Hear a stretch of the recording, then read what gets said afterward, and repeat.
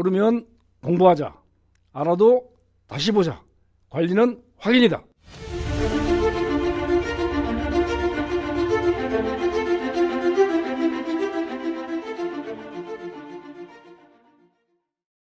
안녕하세요. 저는 은행에서 20년간 근무를 했었고 관리소장을 한 10년간 근무를 했습니다. 그리고 지금은 관리비 부과 업무를 담당하고 있는 주택관리사 김옥연입니다. 제가 처음 관리소장이 되었을 때는 대표회의에서 의결 받은 것만 집행하면 되었거든요. 근데 지금은 법도 너무 복잡해지고 처벌 규정이 많아서 현장에 계신 소장님들께서 많이 어려움을 얘기하고 계세요. 그래서 공동주택관리법이 왜 그렇게 바뀌었는지 궁금합니다. 아파트에서는 어떻게 살아야 하며 법의 목적은 무엇인가요? 안녕하십니까. 율산개발교육원 교육원장 김경렬입니다. 행정에 관한 법이라고 해서 행정법은 있는데 이 행정법은 모두가 강행 규정입니다. 기준이 뭔거니 하명, 이렇게 해.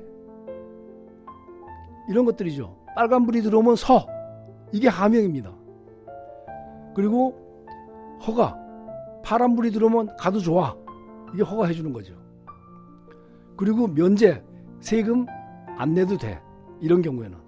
이런 것들이 하명, 허가, 면제를 기준으로 하는 그래서 규제와 벌칙이 대다수입니다.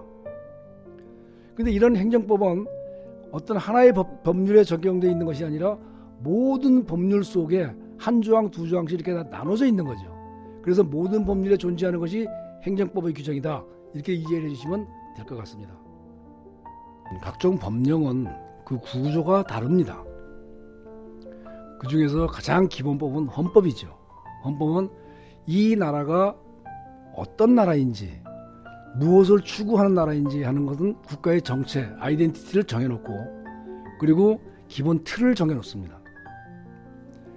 사법은 가장 중요한 게 사인간의 그 사람의 의사대로 법률 효과가 발생하는 효과의사라고 얘기합니다. 그 대신에 그걸로 인해서 상대방의 이익을 침해하면 배상하라 라는 거죠. 그래서 우리 민법에서 보면 법인격을 가진 사람들을 정하고 그 다음에 어떤 의사표시를 할 게 유효한지 그 다음에 이것을 취소하거나 이게 무효인 경우는 어떤 경우인지 등등을 총칙해서 정하고 있습니다. 형법은 국가의 존립입니다. 그래서 죄가 무엇이냐라는 걸 정하는 거죠. 바로 죄형 법정주의입니다. 그래서 죄형 법정주의는 법이 없으면 처벌도 없다는 규정입니다. 또한 행정법은 국가의 질서 유지와 국가가 추구하고자 하는 목표 그런 목적을 달성하기 위해서 모든 세부적인 절차를 정해놓고 이 모두를 강행 규정으로 정해놓은 겁니다. 근데 사람은 능력이 서로 다르니까 따라서 사회법이라는 게 생깁니다. 그래서 경제적 약자를 보호한다든지 국민의 최저 생활을 보장한다든지 아니면 노동자를 보호하고 공정 경제를 유지한다든지 그다음에 최저 생활 보장을 유지해주는 각종 법률 등등 이런 것들을 다 만들어 놓고 보호하고 있죠. 그래서 이렇게 사회라는 국가라는 사회가 질서 유지를 하기 위한 그런 목적으로 여러 가지의 법률 형태가 존재합니다. 우리나라 같은 경우도 현재 현행 법률만 해도 거의 10,000개가 넘죠. 특히나 행정법은 개인이 하는 법률 효과 의사와 관계없이 하나의 기준과 틀을 정해놓고 그 기준과 틀대로 하지 않으면 처벌하는 그런 강행 규정으로 운영되고 있다는 것을 여러분들이 인식하셔야 됩니다. 관리관계 법령이 바로 행정법이라는 거죠.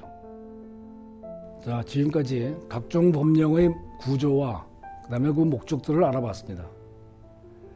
한마디로 얘기해서 관리 관련 법령은 행정법이라는 거죠. 행정법은 내 자유의지로 생각하지 말고 법에 정해진 대로 일을 하라는 뜻이라고 생각합니다. 따라서 이 각종 법령의 규정, 구조, 그다음에 목표, 목적 이런 것들을 여러분들이 잘 생각을 하고 법령을 해석하는 기준을 준비해 주시기 바랍니다.